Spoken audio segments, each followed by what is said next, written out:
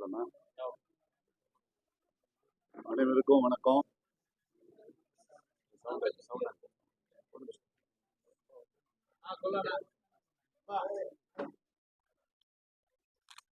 அனைவருக்கும் வணக்கம். பத்திரிகை துறை நண்பர்களை வருக வருக என்று பாரத பிரதமர் நரேந்திர மோடிஜியினுடைய தாயாரை அவமரியாதை செய்து பேசியதன் விளைவாக, ராகுல்ஜி பேசியதன் விளைவாக ஏற்பட்ட கண்டன பேரணியில் வெகு ஜனங்கள் ஆதரவோடு, பொதுமக்கள் ஆதரவோடு சிறப்பான பேரணி நடைபெற்றது. அதற்கு எங்களுடைய நெஞ்சார்ந்த நன்றியை எங்களுடைய பாரதிய ஜனதா கட்சி தொண்டர்களுக்கும் பொதுமக்களுக்கும் தெரிவித்துக் கொள்கிறோம். நாங்கள் மிகவும் கட்டுப்பாடோடு ஜனநாயக முறைப்படி காங்கிரஸ் பேரியக்கத்தை உடைய அலுவலகத்தை முற்றுகையிட முறைப்படி அனுமதி பெற்று சென்றோம். காவலர்களுடைய அறிவுறுத்தலின்படி கொசக்கட்ட தெருவோடு நீங்கள் நிறுத்திக் கொள்ள வேண்டும் என்று சொன்னதற்கேற்ப ஒரு கட்டுப்பாடோடு நாங்கள் அங்கு சென்று அந்த எங்களுடைய கண்டனத்தை தெரிவித்துவிட்டு எங்களுடைய தொண்டர்களுக்கும் மக்களுக்கும் ஒரு சொற்பொழி ஆற்றிவிட்டு நாங்கள் சிறப்பான முறையிலே கலைந்து விட்டோம். அதை காங்கிரஸ் உடைய முன்னாள் சட்டமன்ற உறுப்பினர் RKR அனந்தராமன் அவர்கள், அதாவது ஜனநாயகத்துல முற்றுகை போராட்டம்ன்றது ஒரு தவிர்க்க முடியாத நிகழ்வு. இது எப்பயும் ஜனநாயகத்தில் நடக்கிற ஒரு மேட்டர் தான். ஆனால் இதற்கு முன்னே காங்கிரஸ்காரர்கள் இந்த பாரதிய ஜனதா அலுவலகத்தை உடைத்த அனுபவம் உண்டு. அதை தயவு செய்து அவர்கள் RKR அவர்கள் தெரிந்து கொள்ள வேண்டும். நாங்கள் அப்படி எந்த ஒரு நிகழ்வுக்கும் செல்லவில்லை. ஆனால் அவர் ஏதோ ஒண்டி கூப்பிடுற மாதிரி நாங்கள் மைதானம் ரெடி பண்றோம், நீங்க வரீங்களா என்ற மாதிரி பேசியிருந்தார். அவருடைய கலாச்சாரத்தை பற்றி அவர் பேசியிருக்கிறார். நாம் அங்கே செல்ல விரும்பவில்லை. நாங்கள் எங்களுடைய கட்சி எங்களுக்கு படித்த ஒரு நேர்மையான முறையிலே கண்டனத்தை தெரிவிப்பது மட்டும்தான் எங்களுடைய குறிக்கோளாக நாங்கள் செய்தோம். ஆகையால் வன்முறையை தூண்டும் வகையில் அவர் பேசியது மிகவும் கண்டிக்கத்தக்கது. அதை தாண்டி பாரத பிரதமர் ஏற்கனவே சொல்லியிருந்தார், அதாவது சுதந்திர தின உரையிலே நாட்டு மக்களுக்கு தீபாவளிக்கு மிக சிறப்பான ஒரு அறிவிப்பு காத்திருக்கிறது என்று சொன்னார். அதன் அடிப்படையிலே மிகச்சிறப்பான ஒரு அறிவிப்பு நேற்று முன்தினம் வெளியிடப்பட்டது. நம்மளுடைய நிர்மலா சீதாராமன்ஜி அவர்கள், பைனான்ஸ் மினிஸ்டர் அவர்கள் மிகச்சிறப்பான ஒரு உரையை கொடுத்திருந்தார். அனைத்து எதிர்கட்சிகளுமே பாராட்டும் வகையிலே, அனைத்து துறை மக்களும் பாராட்டும் வகையிலே மிகச்சிறப்பான ஒரு வெளியீடு அது. ஏறக்குறைய தீபாவளிக்கு இரட்டிப்பு சந்தோஷத்தை ஏற்படுத்தும் வகையிலே செப்டம்பர் 22 எல்லா பொருள்களுக்கும் மக்கள் அன்றாடும் பயன்படுத்தும் பன்னீர், பிரெட் அதுக்கெல்லாம் 0% என்ற ஒரு அறிவிப்பை வெளியிட்டிருந்தாங்க. பேஸ்ட், பிரஷ், சோப்பு இதுக்கெல்லாம் வரும் 5% தான். TV, washing machine, dishwasher, AC 28% 18%. Medical 33 வகையான உயிர் காக்கும் மருந்துகளுக்கு 12% 0. குறிப்பா கேன்சர் எல்லாம் மனதில் கொண்டு வரியே இல்லாமல் ஏற்படுத்தி கொடுத்திருக்கிறார்கள். இதைவிட மக்களுக்கு மேல் அக்கறை கொண்ட அரசு வேறு எதுவும் இருக்க முடியாது என்று சொல்லும் அளவிற்கு அவர்களுடைய செயல்பாடு இருந்தது. உயிர் காக்கும் ஆயுர்வேதத்துக்கு மட்டும் 12% 5% ஆகிட்டாங்க. மெடிக்கல் ஆக்சிஜன், அறுவை சிகிச்சை உபகரணங்கள் 12% என்ன டாக்ஸ் இருந்தது, இப்ப 5%. அக்ரிகல்ச்சர்ல டிராக்டர் எல்லாம் வாங்குறது முதல்ல 12% இருந்ததை விவசாயிகளுடைய நலன் கருதி வெறும் 5% கொண்டு வந்திருக்காங்க. ஹார்வெஸ்ட் மிஷின், நெல் அறுவடை மிஷின் எல்லாம் 12% 5%. பூச்சிக்கொல்லி மருந்துல இருந்து 12% 5%. இந்த ஹோட்டல் ரூம்ஸ்லாம் வந்து 7,500 ரூபாய் வரைக்கும் இருக்கிற ஹோட்டல் ரூம்ஸுக்கு 12% இருந்து வெறும் 5% தான். அதுவும் 1000 ரூபாய் கம்மினா 1% கூட டேக்ஸே கிடையாது, ஜீரோ டேக்ஸ். மாணவர்களுடைய கல்வி உபகரணங்கள், எழுது பொருட்கள்லாம் வித்தவுட் டேக்ஸ், ஜீரோ டேக்ஸ் ஆகிட்டாங்க. இது ஒரு மிகப்பெரிய மாணவர்களுடைய கருத்தில் கொண்டு மிகச் சிறப்பாக செய்திருக்கிறார்கள். அது அடுத்தபடியாக மீனவர் நலனை பொறுத்த மட்டிலே 18%, 12% இருந்ததை மீன்பிடி கருவிகள், டீசல் இன்ஜினு, பதப்படுத்தப்பட்ட மீன், எறா அதெல்லாம் 18%ல இருந்து 5%க்கு கொண்டு வந்துட்டாங்க. அது மாதிரி ஜவுளித்துறையை பொறுத்த மட்டிலே 18%ல இருந்து 5%. சிறிய வகை கார்கள் எல்லாம் கூட மிகப்பெரிய ஒரு தள்ளுபடி விலையிலே, அதாவது 5%, 18, 28% இருந்த காரெல்லாம் 18% ஆயிட்டாங்க. இதனால அன்றாடம், அதாவது சாமானிய மக்கள் யூஸ் பண்ற சின்ன கார்கள்லாம் மிகப்பெரிய விலை குறைவிலே கிடைக்கும். டிவி மிகப்பெரிய 18%ல இருந்து 28ல இருந்து 18% ஆகிட்டாங்க.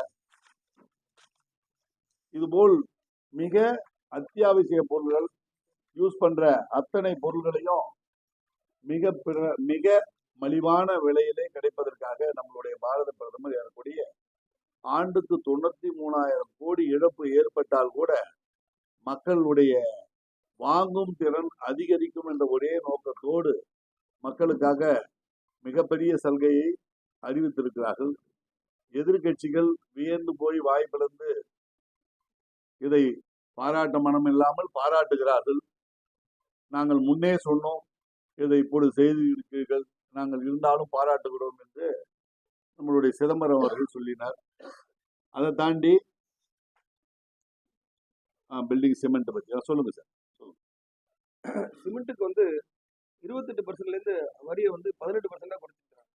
பாத்தீங்கன்னா ஒரு 300-350 ரூபா விற்கிற ஒரு சிமெண்ட் மூட்டையோட விலை வந்து ஒரு 30ல இருந்து 35 ரூபா குறையிற அளவுக்கு ஆயிடுது. இப்போ என்ன ஆயிடுன்னா, ஒரு கன்ஸ்ட்ரக்ஷன்ல வந்து ஒரு வந்து 2,000 ரூபா 2,500 ஸ்கொயர் ஃபீட் இருக்கு கன்ஸ்ட்ரக்ஷன் காஸ்ட். அதுல 50% பாத்தீங்கன்னா லேபர், 50% வந்து மெட்டீரியல் வந்துருக்கு. அந்த 50% மெட்டீரியல்ல ஒரு 25% பாத்தீங்கன்னா சிமெண்ட் தான் மெயினான பொருள். அந்த டேக்ஸ், ஏன்னா இதுக்கு முன்னாடி வந்து 35% வரைக்கும் இருந்துச்சு. அதாவது நம்ம இப்ப 28ல இருந்தா நீங்க 18 குறைச்சிருக்கீங்க அப்படின்னு நீங்க கேட்கலாம். ஆனா இதுக்கு முன்னாடி சிமெண்ட்டுக்கு பாத்தீங்கன்னா 35% கிட்டத்தட்ட இருந்துச்சு. ஏகப்பட்ட வரிகள், வேட் இருக்கும், என்ட்ரி டாக்ஸ் இருக்கும், செஸ் வரி இருக்கும், ஹையர் எஜுகேஷன் செஸ் இருக்கும். இந்த மாதிரி நிறைய வரிகள் போட்டு சிமெண்ட்டுக்கு 35% இருக்கு.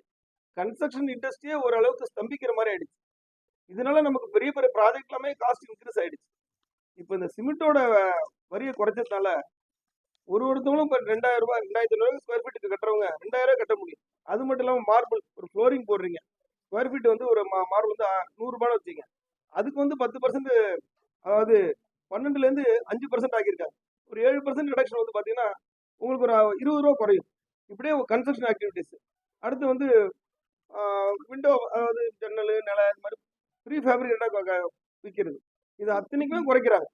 இதோட விளைவு என்னன்னா, பப்ளிக் வந்து, அதாவது மேசனுக்கு பார்த்தீங்கன்னா அவங்களுக்கு ரேட்டு கொடுத்தாகணும், பில்டிங் மெட்டீரியலும் வாங்கி ஆகணும். இப்போ எல்லாத்தையும் கம்ப்ளைண்ட் பண்ணி வாங்குறப்ப பில்டிங்கோட காஸ்ட் இன்க்ரீஸ் ஆகும். ஒருத்தவங்க பெரிய ஒரு 1000 சதுரடி வீடு கட்டணுங்கிறவங்க 800 சதுரடி வீடு கட்டுற கண்டிஷன் ஆயிடுச்சு. இப்போ பார்த்தீங்கன்னா நீங்க என்ன ரேட்டு கட்டுறீங்களோ, என்ன ரேட்டு எஸ்டிமேட் போடலாம், அந்த அளவுக்கு கட்ட முடியும். விலை குறைஞ்சிருக்கு. இதை வந்து பப்ளிக்கு வந்து நம்ம சொல்லணும். அதாவது இன்னைக்கு 330 ரூபா சிமெண்ட் விலை, செப்டம்பர் 22ல இருந்து அந்த விலை வந்து குறையணும் அப்படிங்கிறத நம்ம பப்ளிக் தெரியணும். ஏன்னா பப்ளிக் வந்து ட்ரேடர்ஸும் அதை ஒத்துக்கிட்டு அது மாதிரி செய்வாங்க. கொஞ்சம் பழைய பொருள் கூட இருக்கலாம். ஆனால் பப்ளிக் வந்து இதை போய் கேட்கணும், ட்ரேடர்ஸ்ட்டை கேட்டு எங்களுக்கு விலை குறைஞ்சிருக்கு, டேக்ஸ் குறைஞ்சிருக்கு, அதனால எல்லா பொருளும் இந்த பொருளாக விலை குறைச்சிருக்கு, அதனால அந்த விலையை குறைச்ச விலைக்கு எங்களுக்கு நீங்கள் கொடுக்கணும்னு சொல்லி ட்ரேடர்ஸ்ட்டை கேட்டு ட்ரேடர்ஸுக்கு ஒத்துழைச்சி செஞ்சாகணும். அடுத்தது பார்த்தீங்கன்னா, நம்ம நாட்டில் வந்து இந்த டொபாக்கோ, பான் மசாலா, அப்புறம் ஏரட்டட் ட்ரிங்க்ஸு, லக்ஸரி குட்ஸ், இதெல்லாமே 40% டேக்ஸ் ஆக்கிட்டாங்க. ஏன்னா இந்த பான் மசாலாலாம் வந்து நமக்கு வந்து சில பேர் அது போடுறது பழக்கமாயிடுது. வடநாட்டில் பார்த்தீங்கன்னா நிறைய பழக்கமாயிடுது. அதை அவாய்ட் பண்ண முடியல. அதை எப்படி அவாய்ட் பண்ண முடியும்? அதிகமான காசு இருந்தால், அது ரேட் இருந்தால் என்ன ஆகிடும்? கம்மியாக யூஸ் பண்ணுவாங்க. அவங்க என்ன செய்வாங்க, நாளைக்கு ஒரு 10 பாக்கெட்டு சாப்பிட்றவங்க கூட ஒரு 5 பாக்கெட் சாப்பிட்ற மாதிரி ஆகிடும். அப்புறம் கொஞ்சம் கொஞ்சமாக குறைஞ்சிரும். அவங்க உடல்நிலையும் நல்லா இருக்கும். அந்த மாதிரி அதுக்கு அதே மாதிரி இந்த டிக்கெட் நம்ம ஐபிஎல்லாம் டிக்கெட் பார்த்தீங்கன்னா அதுக்கும் டேக்ஸ் இன்க்ரீஸ் பண்ணி வச்சிருக்காங்க. ஏன்னா இதுலேருந்து நமக்கு வருமானமும் வரணும், மக்களுக்கும் நல்லது செய்யணும். மக்களுக்கு என்ன வேணும்? உணவுப் பொருட்கள் சீப்பான விலை கிடைக்கணும், அன்றாட பொருட்கள் சீப்பான விலை கிடைக்கணும். அதுக்கு டேக்ஸை குறைச்சிருக்கிறோம். இப்போ ஈவன் பாண்டிச்சேரி கவர்மெண்ட்டே கூட ஒரு வருஷத்துக்கு நமக்கு வந்து ஒரு 120 கோடி ரூபா இதெல்லாம் லாஸ் ஆகும்னு சொல்லியிருக்கிறாங்க. ஆனால் இது வந்து பெரிய லாஸ் கிடையாது. நமக்கு ஏஷியன் டெவலப்மெண்ட் பேங்க் வந்து 4850 கோடி ரூபா கொடுத்துருக்காங்க. 50 வருஷம் கழிச்சு 1% வட்டியில நம்ம திருப்பி தரணும். இப்போ திருப்பி தர வேண்டியதில்லை. ஆஃப்டர் 50 இயர்ஸ் 1% ரேட் ஆஃப் ரிட்டர்ன்ல திருப்பி தரணும். அந்த மாதிரி சொல்லியிருக்காங்க. அடுத்தது வந்து அதனால நம்ம கவுண்டர் பண்ணிக்க முடியும். அதனால கவர்மெண்ட் வந்து ரொம்ப லாஸ் ஆகிடும், எப்படி கவுண்டர் பண்ண முடியும்னு. ஏன்னா அனைத்து கட்சி ஜிஎஸ்டி கவுன்சிலுங்கிறது 56 ஜிஎஸ்டி கவுன்சில் வந்து வெறும் பிரைம் மினிஸ்டரோ சம்மந்தமே கிடையாது. நிர்மலா சீதாராமன் மேடம் வந்து சேர் பண்ணுவாங்க. அனைத்து ஒரு ஸ்டேட்லேருந்து உள்ள எல்லா ஃபைனான்ஸ் மினிஸ்டரும் கலந்துக்கிட்டாங்க. எல்லாரும் ஒத்துக்கிட்டு ஒரு ஒரு சமநிலைக்கு கொண்டு வந்திருக்கோம். இது ஏன் இப்படி வந்துச்சு? எடுத்தவொடனே வேட்லாம் இருந்துச்சு, நிறைய டாக்ஸேஷன் இருந்துச்சு. அது ஜிஎஸ்டின்னு ஃபர்ஸ்ட் கொண்டு வந்தாச்சு. இப்போ அதை வந்து ஒருமுகப்படுத்தி 2 வரிகள், அவ்வளோதான், வேற எதுவுமே கிடையாது. அந்த மாதிரி கொண்டு வந்திருக்காங்க. இது வந்து நாட்டு மக்களுக்கு மிகப்பெரிய தீபாவளி பரிசு தான். பிரதமர் சொன்ன மாதிரி பெரிய தீபாவளி பரிசு. இப்போ காங்கிரஸ் எந்த ஊழலையோ எதையும் சொல்லி ஓட்டு கேட்க முடியல. பாரத பிரதமர் அவருடைய செயல்பாடு மக்களுடைய மன் கி பாத்தில் மாதந்தோறும் பேசி கொண்டிருக்கிற ஒரு பிரதமர் நம்மளுக்கு கிடைத்திருக்கிறார். அன்றாட நிகழ்வுகளை அவர் கண்காணித்து கொண்டே இருக்கிறார். அதனால மக்களுக்கு வந்து எந்தெந்த தேவைகள் இருக்கிறது என்பதையும் அதை குறிப்பிட்டு செய்யக்கூடிய பிரதமர் நம்மளுக்கு கிடைத்திருக்கிறார். இப்போ இவங்களுக்கு எதுவும் சொல்ல வாய்ப்பு இல்லாத 2 பிரச்சனை தான் அவங்க கையில் எடுக்கிறாங்க. ஓட்டு திருட்டுன்றத ஓட்டு திருட்டு ஒரு தவறான ஒரு முன்னுதாரணத்தையும் தவறான ஒரு அறிக்கை, பொய் அறிக்கையோ ராகுல் அவர்கள் கொடுத்து கொண்டிருக்கிறார். யார் அறிக்கை கொடுத்தாரோ அவரே தவறு என்று மன்னிப்பு கேட்டு விட்டார்.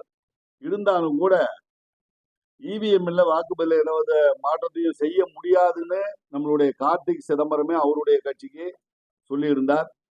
சசி தரூரும் சொல்லியிருந்தார். அவரு வந்து இவ்வளவு திட்டவட்டமா அவங்கெல்லாம் செய்ய முடியாதுன்னு சொல்றாங்க. ஆனால் எதையோ ஏதாவது ஆட தெரியாத மேடை கோணல் என்று சொல்வது போல உங்களுடைய கொள்கை அடிப்படையிலே தேசத்தின் மேல் நீங்க பற்று இல்லாதவர் என்று மக்கள் உங்களை ஒதுக்குறாங்க. ராகுல்ஜி சரியான ஒரு மெச்சூரிட்டி இல்லாத தலைவர் என்று ஜனங்களுடைய படித்தவர்கள் மத்தியிலிருந்து தேசத்தின் மேல உயர்நீதிமன்றம்லாம் கண்டனம் சொல்லுது. நீங்க உண்மையான இந்த நாட்டு பிரஜையா என்று கேட்கிற அளவுக்கு அவருடைய செயல்பாடு இருக்கிறது.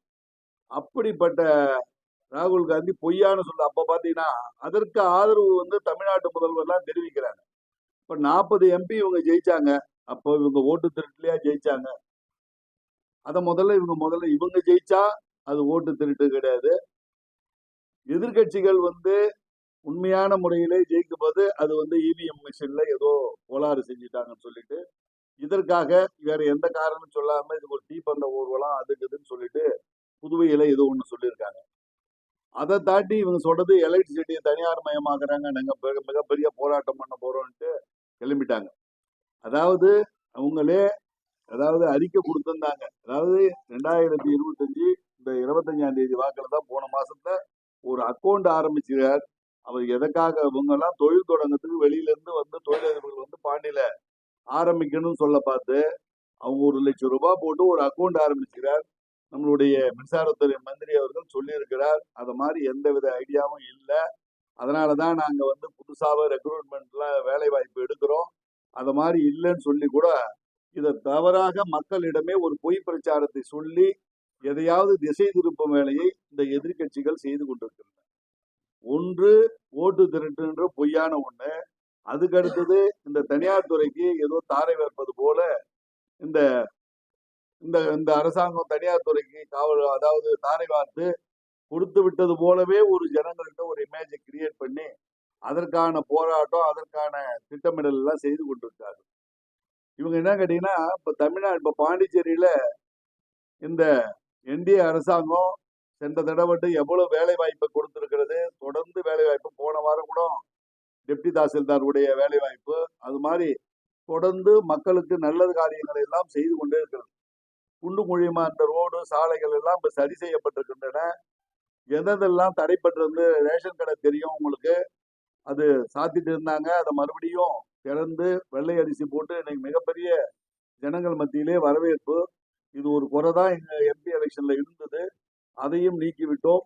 அதை தாண்டி வேலை வாய்ப்பாக இருக்கட்டும், கல்வித்துறையாக இருந்து அனைத்து சாதனைகளையும் செய்து கொண்டிருக்கிறார்கள்.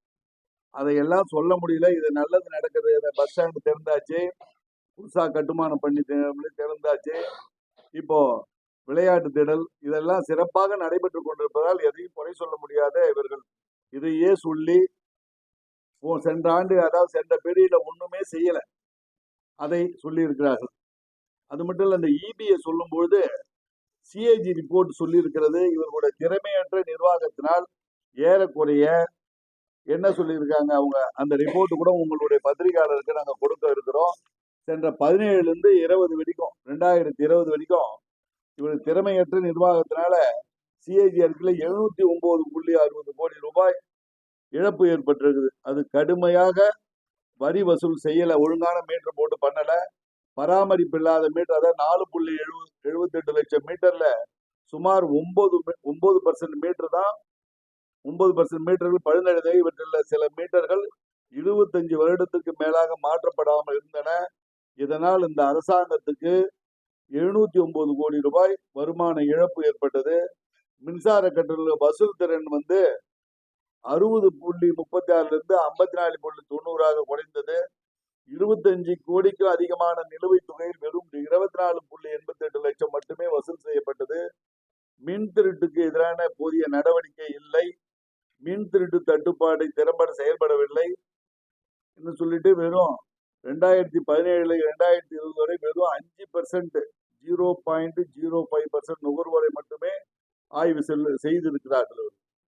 ஆன்டி பவர் தெப்ட் ஸ்குவாட் அவர்கள் புகார் செய்யப்பட்ட வழக்குகளில் 82%க்கு மேல் எந்த நடவடிக்கையும் எடுக்கப்படவில்லை என்று சிஏஜி ரிப்போர்ட் 709 கோடி ரூபாய் இவங்களுடைய பெரியல லாஸ் ஆகிக்குதுன்னு சொல்லிட்டு அரசாங்கம் கொடுத்திருக்குது.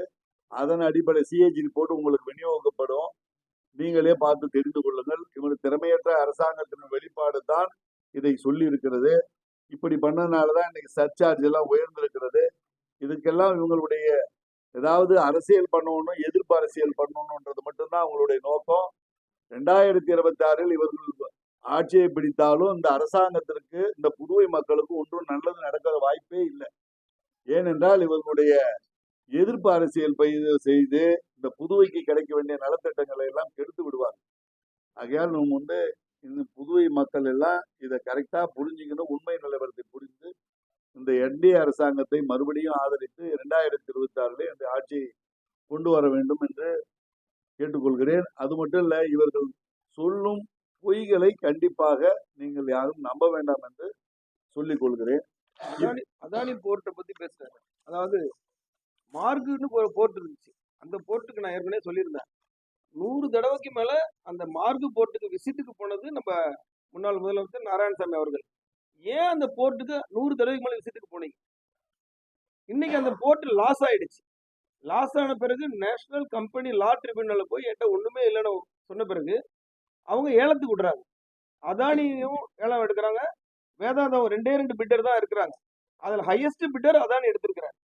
அதுக்காக நாங்க அதானி சப்போர்ட்டுக்கு இல்லை. அதானி அந்த மார்க்கை வாங்கிட்டாங்க. அந்த மார்க் போட்டு லாஸ் ஆனதுக்கு காரணம் முன்னாள் முதலமைச்சர் நாராயணசாமி அவர்கள் மட்டுமே தான், வேற யாருமே கிடையாது. ஒரு தடவையும் பாண்டிச்சேரிக்கு வந்தாருன்னா நேரா மார்க் போட்டுக்கு போகும். நீங்க வேணா டிஆர் பட்டினம் போலீஸ் ஸ்டேஷன்ல விசாரிங்க, அவங்க மைக் செட்ல சொல்லுவாங்க, ஹெட்டிங் டுவர்ட்ஸ் அதானி இது மார்க் போட்டுமாங்க. ஒரு தடவையும் அங்க போயிட்டு 100 தடவைக்கு மேல போயிட்டு அந்த போர்ட் லாஸ் ஆயிடுச்சு. ஏன் லாஸ் ஆனிச்சு? எதனால லாஸ் ஆனிச்சு? ஆனா இன்னைக்கு அதானிக்கு என்னமோ நாங்க என்னமோ அதானிக்கு தீ கொடுத்த மாதிரி, அவங்க நேஷனல் கம்பெனி லா ட்ரிபியூனல் ஏலம் விடுறாங்க, அவங்க ஏலத்துல எடுத்திருக்காங்க. அது மாதிரி தனியார் மயமாக்குற அதானி ஒரு கம்பெனி ஆரம்பிச்சாங்கன்னா Adani power private limited something வச்சு அதானி பவர் லிமிடெட் பாண்டிச்சேரின்னு ஆரம்பம். ஏன்னா அவங்க ஆல் ஓவர் இந்தியா இருக்கு. இது கூட தெரியாம ஐயா சொல்லியிருக்கிறாங்க. அடுத்தது பாத்தீங்கன்னா இன்னொரு ஊழல் ஒண்ணு சொல்றேன் பாருங்க. என்ஐடிக்கு பாண்டிச்சேரி காரைக்கால் இருக்கு, அதுக்கு நிலம் எடுத்தாங்க. அந்த நிலம் பாத்தீங்கன்னா சர்வே நம்பர் 1A கடல்ல இருக்கு. அது டிசிஎம் இருந்துச்சு, ரால் பண்ணைக்காக வச்ச இடம். ரால் பண்ண வைக்க கூடாதுன்னு சொல்லி சுப்ரீம் கோர்ட் ஆர்டர் வந்துருச்சு. அதை போய் டிசிஎம்னா டெல்லி காட்டன் மில்ஸ், அதை டெல்லியில உள்ளவங்க பேரம் பேசி அந்த எதுக்குமே உதவாத இடத்த தான் இப்போ நமக்கு என்ஐடிக்கு இடம் எடுத்தாங்க. அந்த இடத்துல இன்னொரு ஊழல் பார்த்தீங்கன்னா, போற வழி என்ஐடிக்கு போற வழி உள்ளார ஒருத்தர் ராஜீவ்காந்தி நகர்னு ஒருத்தர் போடுறார். அந்த இடத்தையும் லேண்ட் அக்விசிஷன்ல எடுத்தாச்சு. லால்தீன் குமார் பிராங்க்லின் ஒரு அட்மினிஸ்ட்ரேட்டர் இருந்தார் காரைக்கால். அவர் அந்த இடத்த மட்டும் அதுக்கப்புறம் எடுக்கிறார் வெளியில. லே அவுட் என்ஐடிக்கு போற வழியில ஒரு லே அவுட். இந்த மாதிரி எல்லா அதிகார துஷ்பிரயோகமும் இவங்க வந்து காங்கிரஸ் பண்ணியிருக்கிறாங்க. பண்ணிட்டு அதாவது நம்ம பிரைவேட்டுக்கு கொடுத்துட்டோம். என்ஐடியில் உள்ள லேண்ட் எடுத்ததுலேயே ஊழல் இருக்கு. அது யாராலையும் மறுக்கவும் முடியாது. அது வந்து ரால் பண்ணைக்கு தான் எடுத்தாங்க. ரால் பண்ணை வந்து வைக்கக்கூடாதுன்னு சொல்லியாச்சு. அதுக்கு பேர் டெல்லி கார்டன் டிசிஎம் தான் அந்த கம்பெனி பேர். அப்போ அவர் தானே எடுத்தாரு. அந்த இடத்துல வந்து ஏன் சர்வே நம்பர் 1 வந்து கடல்ல இருக்கு. கடலையும் விலைக்கு வாங்கினவங்க தான் காங்கிரஸ். இல்லைன்னு மறுக்க சொல்லுது. இதெல்லாம் ப்ரூஃப் இருக்கு. இது எந்த ப்ரூஃபும் கிடையாது. எல்லாமே ப்ரூஃப் இருக்கு. சர்வே நம்பர் ஸ்கெட்ச் வரைக்கும் எல்லாருமே நாங்களாம் வச்சிருக்கோம். எதுவுமே நாங்கள் வந்து வித்தவுட் எனி எவிடன்ஸ் நாங்கள் சொல்ல. ஐயா சொன்ன மாதிரி சிஏஜி ரிப்போர்ட் இருக்கு. சிஏஜி ரிப்போர்ட்ல 750 கோடி ரூபாய் 75 கோடி ரூபாய் லாஸ். 750 கோடி ரூபாய் என்ன பண்ணிருக்காங்கன்னா பட்ஜெட்ல உள்ள ப்ரொவிஷனை சும்மாவே வச்சிருக்காங்க யூஸ் பண்ணாம. இந்த 705 கோடி ரூபாய் அடைச்சிருந்தான்னு வச்சுங்க, இன்னைக்கு நமக்கு சர்சார்ஜ் வராது இல்ல. 705 கோடி நம்ம பாக்கி வச்சிருக்காரு கடன் எலக்ட்ரிசிட்டி பாக்கி. நம்ம பட்ஜெட்ல 750 கோடி ரூபாய் சும்மா இருக்கு. அதை எடுத்து இதுல அடைச்சிருந்தா நமக்கு வந்து இன்னைக்கு சர்சார்ஜ் வராது. இதெல்லாம் அவங்க பேசுறதே கிடையாது. கேட்டா அவங்களுக்கு ஒன்றும் தெரியல, அவங்களுக்கு ஆளவே தெரியல. இதே ப. சிதம்பரம் அவர்கள் இங்க பாண்டிச்சேரிக்கு வந்தாங்க. வந்து என்ன சொன்னாங்க, விலைவாசியை குறைக்க எனக்கு தெரியல, வழி இருந்தா சொல்லுங்கன்னு சொன்னார். ஃபைனான்ஸ் மினிஸ்டர் இருந்தப்ப. ஒரு finance minister of government of India எனக்கு வந்து விலைவாசி குறைக்க தெரியல அவரே ஒத்துக்கிட்டார். அவர் பேசுறாரு இப்ப ஜிஎஸ்டி பத்தி. ஏன்னா ஜிஎஸ்டி பாத்தீங்கன்னா என்ட்ரி டாக்ஸ் ஒன்றும் நம்ம பாண்டிச்சேரியில இருக்கோம். தமிழ்நாட்டுக்கு ஒரு பொருள் எடுத்துட்டு போக முடியாது. செக் போஸ்ட்ல பிடிச்சிருவாங்க. செக் போஸ்ட்ல பிடிச்சிருவாங்க பிரச்சனை இருந்துச்சு. இப்போ அந்த மாதிரி பிரச்சனை இருக்கா? ஒரு பில்லை போட்டா ஆல் ஓவர் இந்தியா எங்க வேணாலும் போக முடியும். ஒரு ப்ரொடியூசர் ஒரு ப்ராடக்ட் நீங்க ப்ரொடியூஸ் பண்ணாருன்னா 25% டாக்ஸ் இருந்துருக்கு. ஒரு ப்ராடக்ட்டுக்கு 25% டாக்ஸ் இருந்துருக்கு. அது இப்ப கிடையாது. அதெல்லாம் குறைச்சி மேக்சிமம் 18% வந்துருச்சு. ஸோ இதெல்லாம் வந்து பிஜேபியோட வந்து அதாவது நரேந்திர மோடி தலைமையிலான பிஜேபி கவர்மெண்ட்டுக்கு வந்து அவங்க செஞ்ச ஒரு நன்மைகள். அடுத்து பாண்டிச்சேரியும் டெவலப் ஆயிட்டு இருக்கு. அதை பொறுக்க முடியாம அவங்க வந்து புழுதிய வர தூத்துற மாதிரியும் அடுத்தது வாங்க ஒண்டிக்கு விட்டு சண்டைக்கு வாங்க அப்படிங்கிற மாதிரி பேசிட்டு இருக்காங்க. இதுக்கெல்லாம் நாங்க வந்து கிடையாது. ஏன்னா இது பிஜேபி வேற எந்த விதமான அலிகேஷன்ஸுக்கு போகாத கட்சி. பாரத பிரதமர் வந்து பிறந்தநாள் வந்து 17ஆம் தேதி வருகிறது. அதை பாரதிய ஜனதா கட்சி சேவை வாரமாக கொண்டாட இருக்கிறோம். ஏறக்குறைய இந்த மாதம் முழுவதும் அதாவது 17ஆம் தேதி ஆரம்பித்து தொடர்ந்து செய்ய இருக்கிறோம். தூய்மை இந்தியா இயக்கப்படி சொல்லிட்டு ஸ்வச் பாரத்தை வந்து கடலோரம் எங்கெல்லாம் பள்ளிகள் அதெல்லாம் இருக்கோ அங்கெல்லாம் தூய்மைப்படி செய்ய இருக்கிறோம். ஒவ்வொரு பாரதிய ஜனதா கட்சி தொண்டர்கள் எல்லாம் அவங்கவுங்களுடைய தாய் பேரிலே வீட்டிலே மரங்களை நட வேண்டும் என்று பாரதிய ஜனதா கட்சி இந்த பிரதமருடைய பிறந்த நாளுக்கு முன்னிட்டு செய்ய இருக்கிறது. அது மட்டும் இல்ல, புதுவை முழுதும் ரத்த தான முகாம் நடத்த இருக்கிறோம். மருத்துவ முகாம் நிறைய நடத்த இருக்கிறோம். அது மட்டும் இல்ல, பாரத பிரதமருடைய பிறந்த நாளை ஒட்டி ஊனமுற்றவர்களுக்கு மற்ற உபகரணங்களை பாரதிய ஜனதா கட்சி தொண்டர்களே வாங்கி கொடுக்கும் அளவுக்கு அது ஒரு நிகழ்ச்சி நடக்க இருக்கிறது. அது மட்டும் இல்ல, பாரத பிரதமருடைய வாழ்க்கை வரலாறு குறித்த ஒரு ஆவணப்படமும் நாங்க தமிழில் திரையிட இருக்கிறோம். உள்நாட்டு உற்பத்தி பொருட்களை ஊக்குவிக்க பாரத பிரதமர் சொல்லி இருக்கிறார். அதனுடைய அடிப்படையிலே காதி பொருள்களை வாங்கி இல்லாதவருக்கு கொடுப்பதற்காகவும் சக நண்பர்கள் காதி பொருளை நாம் அதிகமாக வாங்கி உபயோகிக்க வேண்டும் என்று பாரதிய காதி பொருளோட வேட்டி ஷர்ட் அதெல்லாம் வாங்கி கட்சிக்காரர்களுக்கும் மற்ற பொதுமக்களுக்கும் இலவசமாக கொடுப்பதற்கான நிகழ்வு நடக்க இருக்கிறது. மோடியினுடைய வளர்ச்சி அடைந்த பாரதம்ன்றதுனால ஒரு மிகப்பெரிய ஒரு மாரத்தான் போட்டி நடக்க இருக்கிறது. பாரத பிரதமனுடைய வாழ்க்கை வரலாறு குறித்த ஒரு கண்காட்சி நடத்த இருக்கிறோம். பண்டிட் தீன்தயாள் உபாத்யாவுடைய பிறந்த தினம் 25/9 அன்றைக்கு அவர்களுக்கு மரியாதை செய்ய இருக்கிறோம். காந்தி ஜெயந்தி 2/10 வந்து நிகழ்ச்சி செய்ய அவருக்கு மிகப்பெரிய மரியாதை செய்ய இருக்கிறோம். அது மட்டும் இல்ல, அனைத்து அவருடைய பிறந்த நாளை முன்னிட்டு பாரத பிரதமர் சொல்லியிருக்காரு, எத்தனை பேர் தேசத்திற்காக பாடுபட்ட தலைவர்களுக்கெல்லாம் மாலை மரியாதை செய்ய பணித்திருக்கிறார்கள், அதை செய்ய இருக்கிறோம். அது போன்ற நல்ல காரியங்கள்லாம் தொடர்ந்து செய்ய இருக்கிறது பாரதிய ஜனதா கட்சி. மற்றபடி கட்சியை வலுப்படுத்தும் வேலையை இப்பொழுது நாங்கள் செய்து கொண்டிருக்கிறோம். 2026 மிகப்பெரிய ஒரு எழுச்சியான வெற்றியை பெறுவதற்காக கட்சியை பலப்படுத்த வேலையெல்லாம் செய்து கொண்டிருக்கிறோம். நன்றி.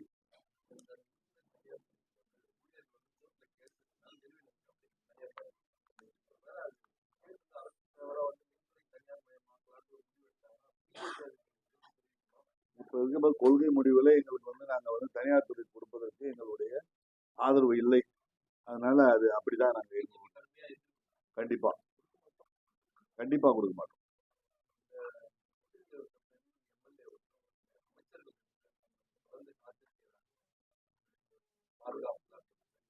அது அவங்களுடைய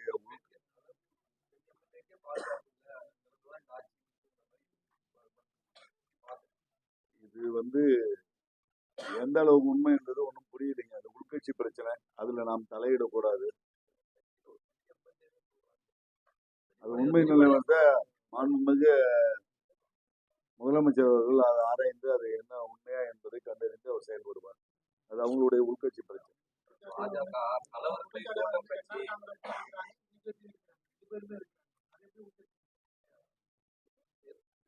ரெண்டு அமைச்சர் சொல்றாங்க. அவங்க சொல்றது பாரதிய ஜனதா கட்சி அமைச்சர் சொன்னது போதும் கிடையாது. அவங்க சொல்வது யார் என்னன்னு தெரியல. அவங்க சப்போஸ் அவங்க சட்டமன்ற உறுப்பினராக இருக்கிறவங்க அவங்க நேரா ஈஸியா அணுகக்கூடிய முதலமைச்சர் நம்மளுடைய முதலமைச்சர். அவருக்கு ஏதாவது குறையோ ஏதோ இருந்தா அவங்க சொல்லியிருக்கலாம். இது எதற்காக அவருடைய குடும்ப நிகழ்வாக சிலர் சொல்றாங்க. எதுவும் உண்மை தெரியாத நம்ம அவங்களுடைய உள்கட்சி பிரச்சனை நம்ம தலையிடுவது நல்லதில்லை.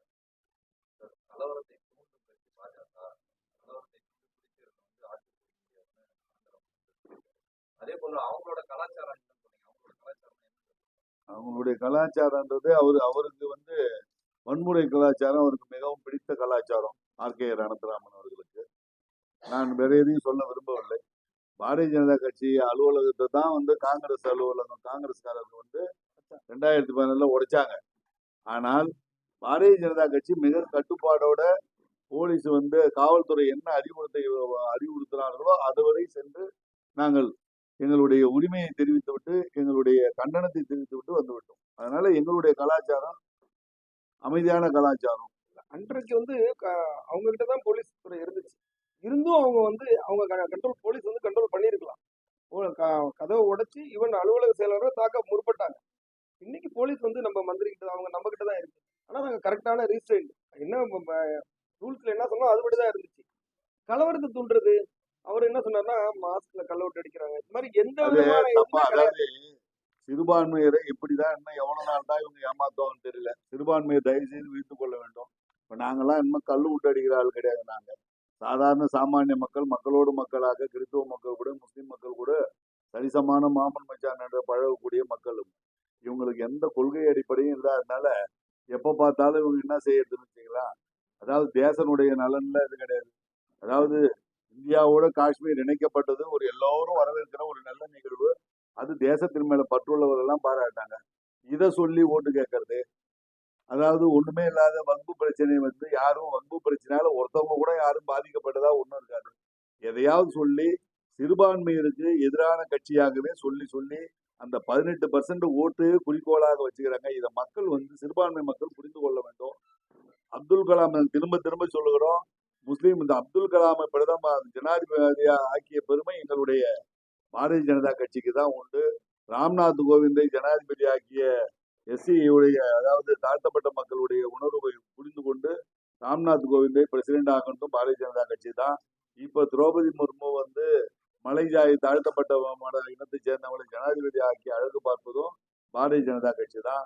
முத்தலாக் தடை சட்டத்தை ஒரு சகோதரனாக, ஒரு முஸ்லீம் கூட பிறந்த ஒரு சகோதரனாக முத்தலாக் தடை சட்டத்தை கொண்டு பெண்களுக்கு ஒரு பாதுகாப்பு ஏற்படுத்தி முஸ்லீம் பெண்களுக்கு பாதுகாப்பு கொடுத்தது எங்களுடைய பாரதிய ஜனதா கட்சி தான்.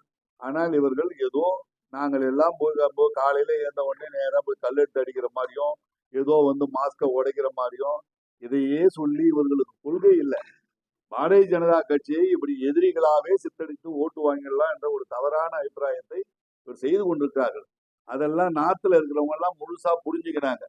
ஆனா இங்க இருக்கிற திராவிட பாரம்பரியம் மத்தெல்லாம் என்ன செய்யறாங்கன்னா அவங்க வந்தா இதை புடிச்சு மூடுவாங்க, அவங்க மோசமான கட்சி, ஜாதி அடிப்படையா கட்சின்னு சொல்றாங்க. என்ன பாரதிய ஜனதா கட்சி எல்லோருக்கும் ஒரே சட்டம் என்று சொல்கிற ஒரு கட்சி எப்படி அப்படி சொல்ல முடியும்? இவங்கள மாதிரி வந்து இதுக்காக, அதாவது ஓட்டுக்காக ஒரு நிலைப்பாடு, இவங்க கொள்கை சாமியை மறுக்கிறோம்னு சொல்லிட்டு இங்க போய் அமெரிக்காவுல போய் நாங்க பெரியார் வழி வந்ததை பெருமையாக நினைக்கிறோம்னு சொல்றாங்க. ஆனா ஊடக நண்பர்களே, அவங்க வீட்டுல எத்தனை பூஜை நடக்குதுன்றது உங்களுக்கு தெரியும். எத்தனை பூஜை செலை வாங்கி கொடுக்குறாங்கன்றது உங்களுக்கு தெரியும். இது இப்படி இன்னும் எவ்வளவு நாள் தான் மக்களை ஏமாத்த முடியும்னு தெரியல. ஆனா மக்கள் விழிப்படைந்து கொண்டிருக்காங்க. ஏதோ வந்து பாரதிய ஜனதா கட்சி ஆட்சி வந்தால் ஏதோ சிறுபான்மையினருக்கு எதிராகவே நடக்கணும் ஒரு தப்பான ஒரு மாயையை கிரியேட் பண்றாங்க. ஆனா பாகிஸ்தான்ல இருக்கிற முஸ்லீம் எல்லாம் எங்களுக்கு பாரத பிரதமர் மாதிரி மோடி மாதிரி ஒரு பிரதமர் வேணும், நாங்கள் தேவைப்பட்டால் அங்க நாட்டிலே சேருவதற்கு கூட தயாராக இருக்கிறோம் தான் இன்னைக்கு நிலைப்பாடு இருக்கிறது. உலகம் முழுவதும் நீங்க பார்த்தா துபாயில போனாலும் கத்தார்ல போனாலும் மிக உயரிய விருதை தான் நம்மளுடைய பாரதிய ஜனதா கட்சி தலைவர், அதாவது நம்மளுடைய பிரதமருக்கு அவங்க மிக உயரிய விருதை நம்மளுடைய ஐக்கிய அரபு எமிரேட்ஸே கொடுக்குது. அத்தனை முஸ்லீம் நாடுகளும் மிகச்சிறந்த ஆளுமை கொண்ட தலைவர் என்று இவருக்கு பாராட்டு கொடுக்குறாங்க. ஆனால் இவங்களுக்கு இதை சொல்லி எப்படிதான் எவ்வளவு நாளும் ஓட்டுவாங்கன்னு தெரியல. அப்துல் கலாம் ஐயா சொல்ல வர மாதிரி 2வது முறை ஒரு ஜனநாயக முறைப்படி எங்களுக்கு ஒரு ஆதரவு வேணும்னு கேட்டார். ஆனா காங்கிரஸ் வந்து அதை கொடுக்கவே இல்லை. அதனாலதான் அவர் 2வது முறை ஜனாதிபதி வாய்ப்பு கிடைக்காத போச்சு. அவ்வளவு பெரிய அப்பேற்பட்ட ஒரு நல்லவரை இவர்கள் புறக்கணித்தார்கள். அது மட்டும் இல்ல, அம்பேத்கர் வரலாறு எடுத்து பார்த்தா அம்பேத்கர் தோக்கடிக்கிறதுக்கு பாடுபட்ட காங்கிரஸ் கட்சி என்பது தெரியும்.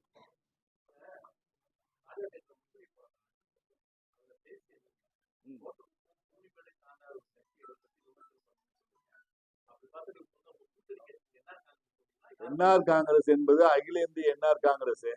நாங்க அவங்களுடைய தலைமையில் தான் நாங்க கட்சியில் இருக்கிறோம்.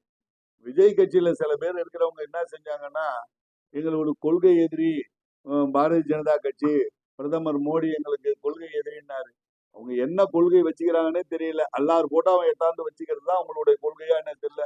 விஜயகாந்த் போட்டா எட்டாந்து வச்சுக்கிறாங்க, எம்ஜிஆர் போட்டா எட்டாந்து வச்சுக்கிறாங்க, ஜெயலலிதா போட்டா எட்டாந்து வச்சுக்கிறாங்க, பெரியாரு யார் யாரு நாங்க வேலுநாச்சியார் போட்டா இதை எல்லா போட்டாவும் எட்டாந்து வச்சுட்டு எங்களுக்கு கொள்கை எதிரின்னாங்க. என்ன கொள்கையை அவர்கள் வெளியிட்டார்கள்? அதான் சொன்னேன், இவங்க இங்கிருந்து தாண்ட ஒரு கட்சியே ஆரம்பிக்காத ஒரு விஜய் கட்சி நாங்கள் கொள்கை எதிரின்னு சொல்றதுனால அவங்கள தான் நான் குறிப்பிட்டு சொன்னோம் கோசம். எங்களுடைய கூட்டணி கட்சியில் நாங்கள் என்ஆரை 26 முதல்வராகுவோம் என்று பிரகடனப்படுத்தி அதற்காக முன்னெடுப்பு செய்து கொண்டிருக்கிற நாங்கள் எங்களுடைய அகில இந்திய என்ஆர் காங்கிரஸை நான் குறை சொல்ல விரும்ப மாட்டோம். அவரு நாங்க வந்து எங்க கட்சி மாநாடு தான் நடத்திக்கிறாங்க, வேற ஒண்ணுமே பண்ணல. ரசிகர் கூட்டம், அது ஒண்ணும் மாநாடு கிடையாது, ரசிகர்களுடைய கூட்டம். அதுதான் அவர் பண்ணியிருக்காரு. எந்த கொள்கையும் இதுவரையும் அவர் பிரகடனப்படுத்தல. கட்சி ஆரம்பிச்சு ஜனநாயக மத்தியில மக்கள் மத்தியில அவர் ஒன்றும் வரல. அவர் ரசிகருடைய கூட்டத்தை நடத்திருக்கிறார். அதை வச்சுட்டு நம்ம வந்து சொல்லிட முடியாது. அவர் கட்சி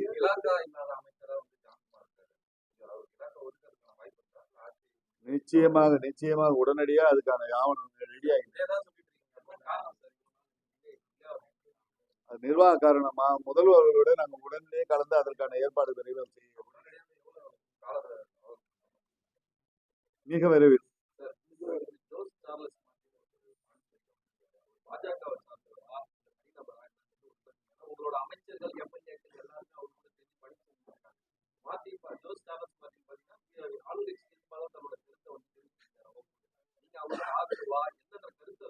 பாரதிய ஜனதா கட்சி தனி மனிதர்களுக்கு எந்தவித ஆதரவும் கொடுக்காது. அவர் வந்து எங்க கட்சியில உறுப்பினரும் கிடையாது. ஏதாவது நலத்திட்டம் செய்யறாங்கன்னா அப்போ கூட இருந்து மக்களுக்கு நல்லது செய்யணும், கூட போய் வேற எதுனா மந்திரி இருக்கலாம். ஆனா எங்களுடைய கொள்கை அடிப்படையிலே அவர்லாம் வந்து கட்சியிலையும் சேரவும் இல்லை, நாங்க கட்சியும் அங்கீகரிக்கல.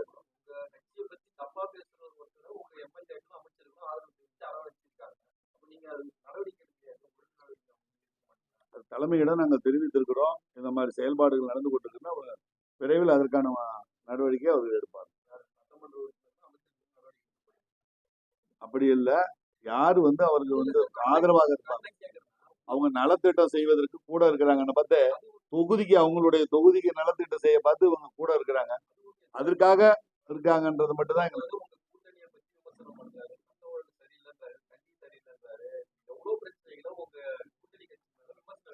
அது அவர் வந்து அவர் வந்து பொதுநல, அதாவது பொதுவான ஒரு மக்களாக அவர் இன்னும் குறை சொல்றாரு. அதை அரசாங்கம் தான் அதுக்கு பதில் சொல்றது. உங்க எம்எல்ஏக்கும் அமைச்சருக்கும் அவரை வந்து அரவணைச்சு அவர் முன்னிலைப்படுத்துறாங்க. நீங்க எதுவும் நடவடிக்கை எடுக்கல. என்ன நிலைப்பாடுதான் என்ன? அவர் கட்சியில சேர்க்க போறீங்களா இல்ல அவர் சீட்டு கொடுக்க போறீங்களா? பாரதிய ஜனதா கட்சி அவர்களை, அதாவது வந்து இப்போது எந்த வித அவங்களும் எந்த இதையும் எங்களை வந்து அணுகி எங்களுடைய கட்சியினுடைய கொள்கை சித்தாந்தங்கள் பிடித்து அவருக்கு சேரணும்னா தலைமையிட பர்மிஷன் வாங்கி தான் பண்ண முடியும். தனிநபருடைய விமர்சனத்துக்கெல்லாம் நம்ம பதில் சொல்ல முடியாது.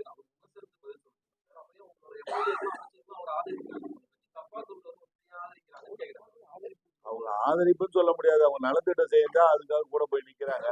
நாங்கள் கேட்டது வந்து இதை நீங்க சொல்றத எங்களுடைய தேசிய தலைமைக்கு கவனத்தில் கொண்டு போயிருக்கோம்.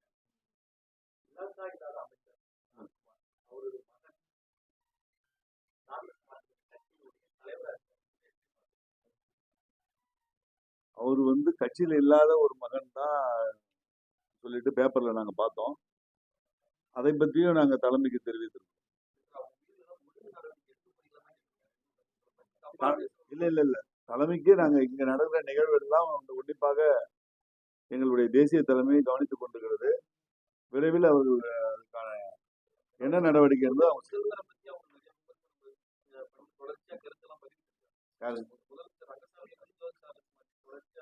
அவர் தனிநபர் சார். அவரை பத்தி நாம சொல்ல முடியாது. இப்ப எங்களுடைய கட்சியை சார்ந்த சட்டமன்ற உறுப்பினர் குறை சொன்னாங்கன்னா உடனடியாக நாங்க அதுக்கான நடவடிக்கை எடுக்கலாம். அவர் ஒரு இன்ன வரைக்கும் ஒரு தனிநபராக தான் இருக்கிறார். நீங்க சொல்றதை நாங்க பாக்குறோம். அவர் ஒரு தனிநபரா பேசும்போது நான் சொல்ல முடியாது. அதுக்கு வந்து சட்டமன்ற மாண்புமிகு முதல்வர் அவர்கள் தான் அதுக்கு பதில் சொல்லணும். அந்த கட்சியை சார்ந்தவர்கள் உங்களுக்கு பதில் சொல்லணும்.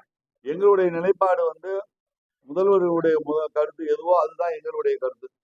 அதனால வந்து நாங்க ஒருபோதும் வந்து தனிநபருக்கான விமர்சனம் பண்ணாங்கன்னா தனிநபர் வந்து அவர் மக்கள் என்ற மாதிரி அவர் கேட்கும் பொழுது அவர் நான் ஒரு தனிநபர் என்ற மாதிரி சொல்லி கொண்டிருக்கிறார்.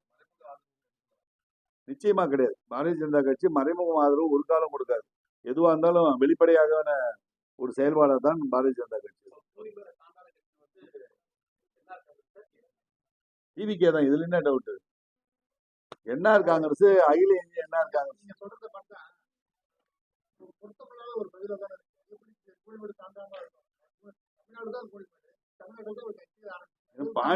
பாண்டிச்சேரியில அந்த கட்சியை பத்தி தெரியாதுங்க. யாருக்குமே தெரியலங்க. நான் என்ன சொல்றேன்னா, அதாவது ஒரு சட்டமன்ற உறுப்பினர் கூட கிடையாது. 19 மாநிலத்தில் ஆட்சி செய்யறது.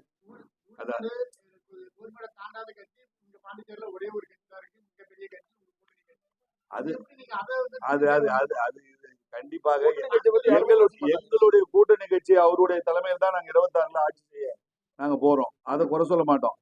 எங்களுடைய விஜய் கட்சி வந்து எங்களுடைய பாரத பிரதமர் சவால் விட எங்களுடைய பிஜேபியை வந்து கார்னர் பண்ணதுனால இன்னும் வந்து 10 பேர் கூட தெரியாத ஒரு கட்சி, ஒரு சட்டமன்ற உறுப்பினர் கூட இல்லாத கட்சி, 19 மாநிலத்தை ஆட்சி செய்யற கட்சியை போய் சாதாரணமா எங்களுக்கு கொள்கை எதிரி நாங்க தான் ஆட்சியை பிடிக்க போறோம், பிஜேபி வந்து ஜாதிய கட்சி என்ற மாதிரி பேசியிருந்தார் சார். அது மாநாடா பப்ளிக் மீட்டிங்கா சார்? அது பப்ளிக் மீட்டிங் சார். அது மாநாடே கிடையாது. மாநாடுனா நீங்க எவ்வளவோ திராவிட கட்சியில் மாநாடு பார்த்திருப்பீங்க. ஒரு நாள் ஃபுல்லா நடந்துட்டு இருக்கோம். அவர் வருவார், பேசுவார், போயிடுவார். இது பப்ளிக் மீட்டிங். அது மாநாடுனே சொல்ல முடியாது. அவங்களுக்கு மாநாட்டுக்கும் பப்ளிக் மீட்டிங்கும் டிஃபரன்ஸ் தெரியல.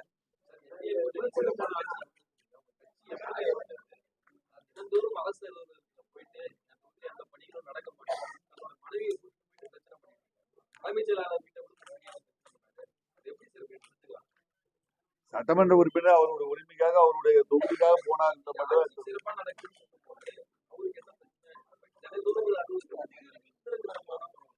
ஏதாவது 1, 2 ஏதாவது அப்படி இருந்தா அதுக்காக அப்படி பண்ணலாம். நன்றி.